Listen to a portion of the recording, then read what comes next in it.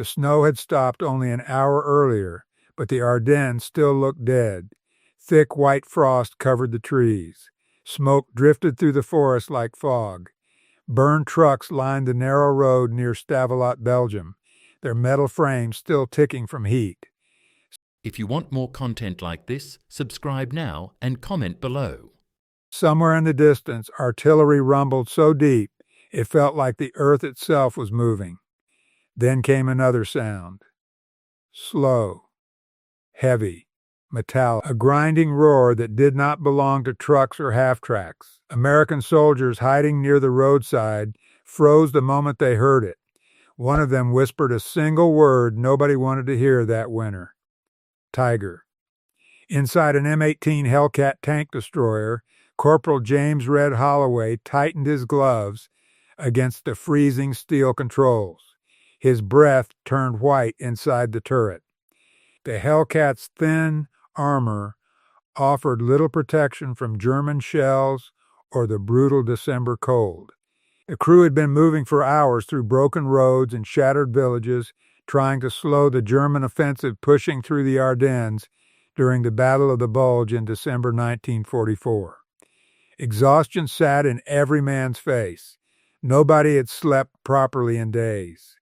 Yet the sound approaching through the trees erased all tiredness instantly. The Hellcat was fast. Everyone knew that. It could move quicker than almost any armored vehicle in Europe, but speed meant nothing if a Tiger II saw you first. The giant emerged through drifting smoke like something unreal. Snow crunched beneath 70 tons of steel as the German King Tiger rolled slowly between the trees. Its long 88 Pievemir gun pointed down the road with terrifying calm. Branches snapped against its thick armor. Ice cracked beneath its tracks. Even before the Americans saw the black crosses painted on the hull, they understood what they were looking at. This was not a normal tank. This was Germany's heaviest armored monster. Front armor thick enough to shrug off most Allied guns. A cannon feared across Europe. Crews called it the Nigstiger, King Tiger. And now it was less than 300 yards away. Lieutenant Walter Briggs lowered his binoculars inside the Hellcat turret and swallowed hard. The radio hissed with overlapping voices from nearby American units already retreating from the road ahead. Reports came fast and broken. German armor entering the village. Sherman tanks knocked out near the crossroads. Infantry falling back. Nobody seemed fully sure how many German tanks were moving through the forest. But Briggs knew one thing immediately. If that Tiger II spotted them sitting still, they were dead. The Hellcat's gunner, Frank DeLuca, adjusted the sight on the 76 mm cannon. His hands shook slightly, not from fear alone. The temperature had dropped below freezing hours earlier. The open-top turret exposed the crew to the full winter wind sweeping through the Ardennes. Every gust carried snowflakes and smoke into their faces. DeLuca stared at the massive German tank through the sight and muttered quietly that their shells would bounce right off the front armor. He was probably right. The Tiger II continued forward carefully through the narrow road bend. Its commander, Oberleutnant Karl Brenner, scanned the forest from the cupola hatch. Brenner was 27 years old and already exhausted from weeks of fighting and retreating across Belgium. His tank belonged to Schwer SS Panzer Abteilung 501, one of the heavy tank battalions equipped with the feared Tiger II. But the giant machine beneath him was no longer the unstoppable beast German propaganda promised. Fuel shortages haunted every movement. Spare parts were scarce. Engines failed constantly under winter conditions. Tracks snapped, turrets jammed, and deep inside enemy territory, every mile became dangerous. Still, against lightly armored American tank destroyers, Brenner felt confident. He should not have. The battlefield around Stavelot had become a maze of wreckage and confusion. Narrow roads twisted through forests and small villages. Snow reduced visibility. Burning vehicles filled the air with smoke. Infantry units lost contact with each other. Sometimes tanks fired at movement without knowing whether it belonged to friend or enemy. The terrain punished heavy armor. Tight turns and icy roads slowed movement to a crawl. Yet the Tiger II pushed forward anyway, enormous tracks grinding through frozen mud. Then the first American shell hit. The round slammed against the Tiger II's frontal armor and burst apart harmlessly. Sparks flashed across the steel. Brenner immediately turned toward the impact. His loader shouted range estimates. The long .88 even cannon shifted slowly left toward a hidden Sherman position behind wrecked trucks. Seconds later, the German gun fired. The explosion lit the forest orange. The Sherman disappeared behind smoke and flame. Pieces of metal crashed across the road. Brenner's crew cheered inside the turret, but the celebration lasted only seconds. Another shell struck the Tiger II from a different angle. Then another. American tank destroyers hidden among the trees had opened fire from multiple positions. Briggs saw the German turret begin turning toward one of the firing positions. Too slow, he realized. The Tiger II's turret rotation was powerful but sluggish, especially on uneven ground and under combat stress. The giant tank needed time to track fast-moving targets in close terrain, time the Hellcat could exploit. Move, Briggs shouted. Holloway slammed the controls forward. The M18 Hellcat burst from behind cover with shocking speed, snow spraying behind its tracks. The lightweight vehicle raced between burned vehicles and shattered trees, engines screaming across the frozen road. German machine gun fire immediately ripped through the forest toward them. Tracers cut through smoke and snow. DeLuca gripped the cannon sight while the Hellcat bounced violently across icy ground. The Tiger II turret rotated toward them, but not fast enough. The Hellcat vanished behind a ruined farmhouse before the German gun aligned fully. Brenner cursed and ordered faster rotation. Inside the Tiger II, the electric traverse motor struggled against the heavy turret's enormous weight. Snow and mud clogged parts of the mechanism. The massive gun moved steadily but slowly across the battlefield maze. Outside, the Hellcat was already moving again. Holloway drove through a narrow side road barely wide enough for the vehicle. Rubble scraped against the tracks. Dead horses lay frozen beside abandoned carts. Infantry scattered out of the way as the Hellcat raced deeper into the village ruins. Briggs knew they could never survive a direct hit. One shell from the Tiger II would tear the lightly armored M18 apart instantly. Their only advantage was movement, so they kept moving. The Hellcat emerged from another street behind the Tiger II's flank. DeLuca fired immediately. The 76 Merman armor-piercing round smashed into the side armor near the rear hull. Sparks exploded across the steel. The German tank rocked slightly. Brenner spun around inside the turret, suddenly realizing the American vehicle had circled behind them. Traverse right. The Tiger II turret began turning again. Too slow. Before the German gun aligned, the Hellcat vanished once more behind smoke and buildings. Now the battlefield became chaos. American infantry opened fire from upper windows. German grenadiers returned machine gun fire through shattered streets. Burning fuel spread across snowbanks. A damaged half-track exploded beside the church square. Through all of it, the Hellcat kept moving like a wolf, circling a wounded bear. Brenner's crew struggled to maintain visual contact. Every time the turret aligned toward one threat, another appeared somewhere else. The close terrain neutralized the Tiger II's greatest advantages. Long-range firepower meant little in narrow streets filled with blind corners and debris. The massive tank could crush buildings and trees beneath its tracks, but it could not react quickly enough to sudden movement around it. The Hellcat crew sensed it. Briggs leaned from the turret hatch, eyes scanning through smoke and snow. He could almost feel the German crew inside the Tiger II trying desperately to track them. The M18's engine roared again as Holloway accelerated around another frozen corner. Civilians hid in cellars beneath shattered homes, while 70 tons of German steel tried to pivot through streets never designed for tanks this large. Then came the critical moment. The Tiger II attempted a turn near the village square, trying to reposition toward the faster American vehicle. But the icy road betrayed it. One track slipped against frozen rubble. The giant tank slowed awkwardly for only a few seconds. That was enough. Hit the rear. Briggs shouted. The Hellcat surged forward again. At less than 100 yards, DeLuca aimed carefully at the thinner rear armor beneath the turret ring. The 76mm cannon fired with a deafening crack. The shell punched into the back section of the Tiger II. Flames burst instantly from engine vents. Black smoke exploded upward into the winter sky. Inside the German tank, chaos erupted. The engine compartment filled with smoke and sparks. Warning lights flashed. Brenner screamed for the crew to rotate the turret toward the American vehicle, now racing around them again.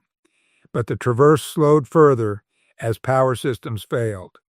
The giant turret struggled desperately to keep pace with the circling Hellcat. It could not. The battlefield maze had become a trap.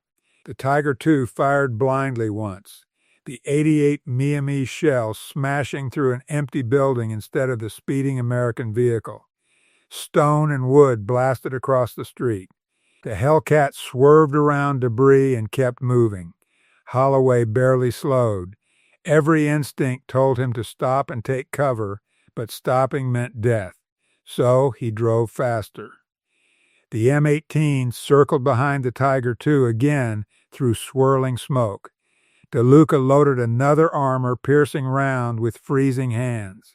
American infantry nearby watched in disbelief as the lightweight Hellcat danced around the heavier German monster at close range. It looked impossible. The Tiger II possessed thicker armor, a deadlier gun, and enormous firepower. Yet none of it mattered if the turret could not rotate fast enough. Another shot. Another explosion against the rear armor. Flames spread higher now. German crew members inside the Tiger II coughed through thick smoke. Brenner realized the tank was becoming immobile. The engine power dropped sharply. Turret rotation nearly stopped completely. The great steel beast that terrified Allied crews across Europe had suddenly become vulnerable. And the Hellcat knew it. Briggs ordered one final pass. The M18 accelerated across the snowy square, engine shrieking against the frozen air. DeLuca aimed low this time toward the rear hull ammunition storage area. He fired. The explosion shook the village. Fire erupted from the Tiger II turret hatches in a violent burst. Thick black smoke rolled upward between ruined buildings. German crewmen scrambled from escape hatches into snow-covered streets. Some collapsed immediately from burns and smoke inhalation. Others tried reaching cover while nearby infantry continued firing around them. Then, for the first time in several terrifying minutes, the battlefield grew strangely quiet. The Tiger II sat motionless in the center of the ruined square. Flames climbed slowly across its rear hull. Snow melted against the burning steel and turned to steam. The massive turret remained pointed halfway across the street, frozen before it could complete rotation toward the Hellcat. Briggs stared at the wreck through drifting smoke. He almost could not believe they had survived. Around them, the Ardennes battle still raged. Artillery thunder echoed through distant forests. German columns continued pushing westward. American forces remained under enormous pressure during the German winter offensive launched on December 16, 1944. Entire villages changed hands repeatedly during those brutal weeks. Thousands froze, burned, or disappeared beneath snow and artillery fire. But for one short moment near Stavelot, a fast American tank destroyer had defeated one of Germany's most feared tanks, not through armor or firepower, but through speed, terrain, and timing. The story spread quickly afterward among American crews. Some details changed with retelling. Some soldiers claimed multiple Hellcats had attacked together. Others exaggerated the number of German tanks destroyed. That happened often during the chaos of the Bulge. Yet the central lesson remained true. The Tiger II was terrifying in open ground at long range, but inside forests, villages, and broken terrain, its massive size and slow turret became dangerous weaknesses. The Hellcat crews understood mobility better than most armored units in Europe. Officially designated the M18 gun motor carriage, the Hellcat had been designed for aggressive movement rather than protection. Thin armor kept weight low. Its Continental radial engine allowed speeds near 50 miles per hour under ideal conditions. American doctrine expected tank destroyers to move rapidly, strike enemy armor from advantageous positions, and relocate before return fire. Against lighter German tanks, this worked well. Against the Tiger II, it sounded suicidal. Yet the Ardennes battlefield changed normal combat rules. Visibility collapsed inside forests and snowstorms. Long-range gunnery advantages disappeared around tight corners and narrow streets. Crews often engaged targets at dangerously close range with only seconds to react. Under those conditions, speed became deadly. German heavy tank crews discovered this repeatedly during the Battle of the Bulge. Tiger IIs dominated open roads when supported properly, but fuel shortages, mechanical failures, and difficult terrain constantly limited effectiveness. Bridges collapsed beneath their weight. Engines overheated. Frozen mud clogged track systems. And in close urban fighting, turret rotation speed sometimes became a fatal problem. Brenner's destroyed Tiger II continued burning into the night. American infantry cautiously approached the wreck after fighting moved deeper eastward. Some stared silently at the huge machine. Others touched the scorched armor in disbelief. A few took photographs beside the destroyed tank. Even burned and broken, the King Tiger still looked enormous. Its thick armor plates towered above the snow-covered street. The long 88 mm cannon pointed uselessly toward shattered buildings. One infantryman reportedly said it looked less like a tank and more like a wrecked battleship stranded in a village. Nearby, the Hellcat crew finally stopped moving. Holloway climbed from the driver's compartment with shaking legs. Only now did the adrenaline begin fading. His ears still rang from gunfire and engine noise. DeLuca sat silently beside the cannon breech, staring into nothing for several seconds before finally speaking. Briggs lit a cigarette with trembling hands, while snowflakes drifted through the open turret. None of them celebrated loudly. They knew how close death had been. One properly aimed 88 mm Sphingin shell would have destroyed them instantly. The Hellcat's armor was so thin that even heavy machine gun fire could become dangerous at close range. Every maneuver through those frozen streets carried enormous risk. One wrong turn, one stalled engine, one hidden infantry squad with anti-tank weapons. Any mistake could have ended the fight differently, but the battlefield maze had favored speed over armor. As darkness settled across the Ardennes, more German and American forces continued clashing across Belgium and Luxembourg. The Battle of the Bulge would become the largest and bloodiest battle fought by the United States Army during World War II. Tens of thousands died during weeks of freezing combat. Entire towns vanished under artillery bombardment. Soldiers fought through snowstorms, forests, fuel shortages, exhaustion, and confusion. And scattered among those larger battles were moments like this. Short, violent encounters decided in seconds inside ruined villages and frozen crossroads. Years later, surviving crews from both sides would remember how disorienting those winter battles felt. Visibility changed constantly. Smoke hid entire columns. Engines echoed strangely through forests. Tanks appeared suddenly from white fog and vanished again behind burning buildings. Nobody ever fully understood the battlefield around them. You can almost feel that confusion standing in those ruined streets. The freezing wind, the smell of fuel smoke, the fear inside a lightly armored vehicle facing one of the deadliest tanks of the war.